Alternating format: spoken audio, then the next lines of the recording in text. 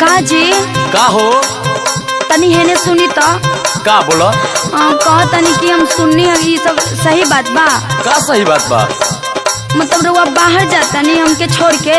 अरे ना हो, तुम्हारा के छोड़ के हम कहाँ जाए, कुछ मजबूरी बा, हम जल्दी चल आए। तो ई पहले बताई ना जाता नहीं कि ना रउआ जाता नहीं? जाता नहीं हो लेकिन जल्दी चल आए। हमरा बारे में कम से कम कुछ फीलिंग समझी। अरे हम तो तुम्हारे बारे में सोची ना ये करे जा। हाँ तो हमरो बात एगो सुन ली। ए राजा जी रहला जाला अकेले ये घर में, तू तो बहरी माजा मारे जाता रो शहर में।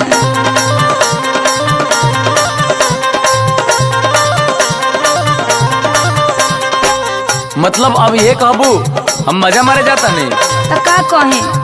बात समझा, हम तुहरे खाती जाता नहीं। अच्छा देखो हम तुहरा बारे में बहुत सोचले बानी और सुनो सुनावत नहीं। सुनाई कि जब ले बहरी न कमाईबू घर में खैबू कैसे,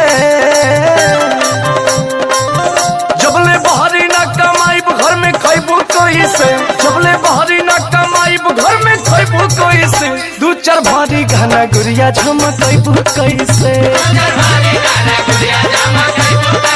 हाँ दू चार भारी गाना गुड़िया झमकैबू कैसे।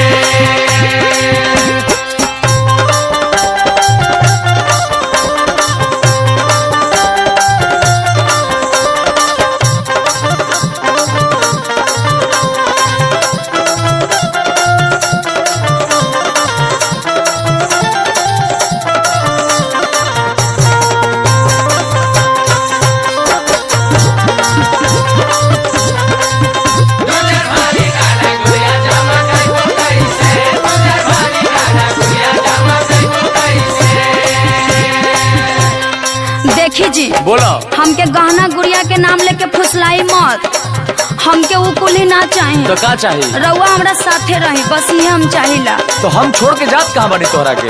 जातानी ना है कुली झूठ बात बा। अनहु पर बानी यही से डरबावेला। अरे ना करे जा। इहे कहि के राजा जी धमकावेला। इहे कहि के राजा जी धमकावेला। इहे कहि के राजा जी धमकावेला। सुनो तू जैसन भी बाड़ू हमारा खाते एकदम लक्ष्मणिया बाड़ू। हटी जी झूठ खाली मत बोले। अरे बात बुझा धानिया मजबूरी बाटे हो। अरे बात बुझा धानिया मजबूरी बाटे हो। तू चार रुपयो कमाइल तो जरूरी बाटे हो।